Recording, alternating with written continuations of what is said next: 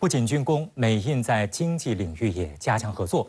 去年9月，美国、印度、沙特阿拉伯、欧盟宣布建立印度、中东、欧洲经济走廊，旨在通过基础设施建设增强多方经济联结，也被外界称为是现代香料之路。那么，这个背后有什么样的意图？印度它有自己的考虑，因为这个中东地区呢，对于它来说，它是能源的这个来源地，然后呢，也是一个重要的商品出口市场。然后呢，通过这个建设，印度、中东、欧洲这个经济走廊呢，也可以把它的商品呢输到欧洲。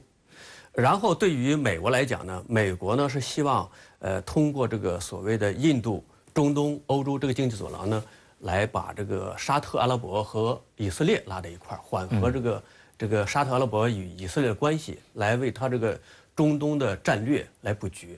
然后对于欧洲来讲呢，欧洲因为在这个俄乌冲突之后啊，它这个能源问题啊受到了很大的冲击。因为原来呢，它是主要是从俄罗斯进口石油，那么现在如果是建设这么一条经济走廊呢，那么它可以从中东有它的这个进口能源，然后呢从这个印度呢进口它的商品。还有观察说，这条走廊啊东西延伸长达4800公里，这个当中呢沿线的这些国家或者地区地缘政治形势非常的复杂，可能想要建成这条走廊也并非易事。对，你有什么观察？实际上我们发现他提出个走廊之后啊，我们当时感觉到非常的疑惑，因为他要建设一个走廊，从印度到中东呢，它是通过海路；从波斯湾到这个地中海，它要通过铁路。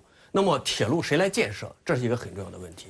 当然，就是说，他们在这个声明当中提到了，就是说要利用印度在基础设施建设方面的这个所谓的优势和经验。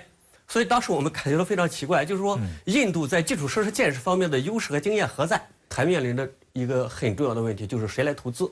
那么当然就是中东国家，比如说沙特、阿联酋这些国家有很大的资金，是不是？但是，它面临着像您所说的中东复杂的地缘政治形势。一个就是说，阿拉伯国家与以色列之间的，因为它这个铁路要通过，这个沙特修到约旦，然后修到这个以色列的海法港。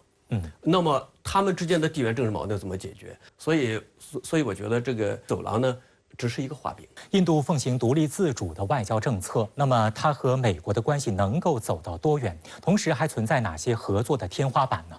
说到底，这两个国家都是从自己维护自己的利益，或者维护这个执政党的那个利益来。所以，当他们的那个利益发生了冲突，那它的天花板就开始出现。2024年，印度将迎来新一届总理大选。莫迪能否赢得第3个总理任期备受关注。回顾过去，莫迪的外交政策一头看似颇为亮眼。法国总统马克龙1月底访问印度，印法达成一系列合作成果。印度与德国也正在加强军事领域合作。普京在会见印度外长苏杰生时，让他带话邀请莫迪访俄。但另外一头也遭到了不少诟病。加拿大指责印度干涉其大选，被称为印度后院的马尔代夫与印度在撤军问题上闹得沸沸扬扬。孟加拉国也掀起印度退出运动。莫迪的大国梦能否实现呢？一起来洞察关键。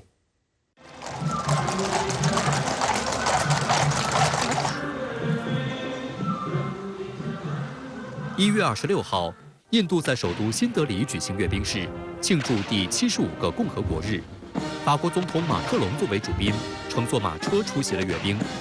印媒报道称，这是自印度40年前放弃马车改用汽车以来，首次在游行中使用马车。根据现场视频，在马克龙下马车时，印度总理莫迪已经等候在下车处迎接，两人握手后还紧密拥抱。据印度媒体报道，莫迪政府原本邀请美国总统拜登作为主宾参加此次印度阅兵，但遭到拒绝。随后，印度邀请法国总统马克龙作为主宾出席，马克龙接受邀请，所以莫迪给予了高规格接待。在此次阅兵式上，主战坦克、导弹、火箭炮以及战斗机依次亮相，其中还有法国的阵风战斗机。观察指出，马克龙这次率领的访问团可谓阵容豪华，除外交、国防、文化部部长等政界要员外，法国大型军工企业的负责人也一同随行。印法两国签署了9个文件和7项声明，涵盖国防、航空航天、民用核能等多个领域。其中，印度塔塔公司和法国空客公司签署了工业合作协议，将于2026年前在印度组装 H125松鼠直升机。近年来，印度与法国不断加强军事领域合作。据统计，在2018至2022年间，法国已经成为印度第2大武器供应国。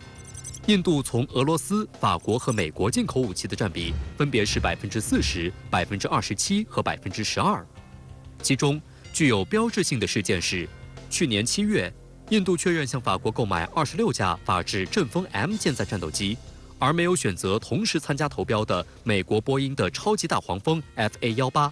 其实那买的实在不多啊，我看应该是26辆。对于提升的空军的实力，倒不是很大。印度不想把这个鸡蛋都放在一个篮子里面，要减少自己对俄罗斯的一个依赖，所以他会倾向于往西方也开始买一些军事产品。如果全世界的整体的政治经济继续发生根本性的变化，出现极化的时候，印度可以有一个更大的一个选择空间。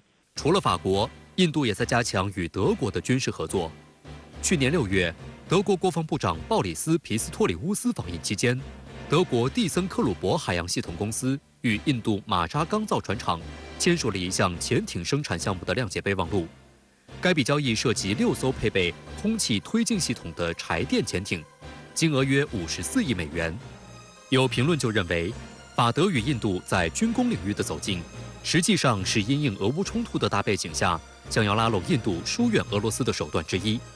一直以来，俄罗斯都是印度最大武器供应国，但俄乌冲突严重削弱了俄罗斯的弹药和零备件供应能力，甚至连印度送往俄罗斯升级的 T90S 主战坦克都被俄罗斯国防部征用，根本没有多余的产能满足他国需要，因此也影响到了印度的采购。然而，善用平衡术的印度却在邻国栽跟头。2月2号，印马双方就撤军问题发布声明，但内容却全然不同。马尔代夫位于马六甲海峡、曼德海峡和霍尔木兹海峡3个关键瓶颈的十字路口，占据着印度洋上的关键地位。长期以来，印度一直对马尔代夫有着强大的影响力，马尔代夫有着印度后院之称。然而，自从马尔代夫现任总统穆伊兹在去年9月当选并执政后，主张马尔代夫优先的穆伊兹寻求遏制印度在马尔代夫的影响力。去年11月18号，穆伊兹正式就任的第2天，马尔代夫政府正式要求印度撤军。不过，印马对立的白热化还得从一张社交媒体的图片说起。1月4号，印度总理莫迪在社交平台晒出他在印度西南端拉克沙群岛度假的照片和视频，展示了莫迪浮潜在白色沙滩上散步、躺在椅子上的惬意。莫迪还宣布将启动115亿印度卢比的计划，以改善当地的医疗保障、饮水和互联网条件。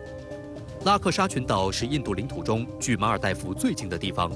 许多马尔代夫人认为，莫迪在拉克沙群岛度假的目的并不单纯，带有威胁马尔代夫的支柱产业旅游业的意思。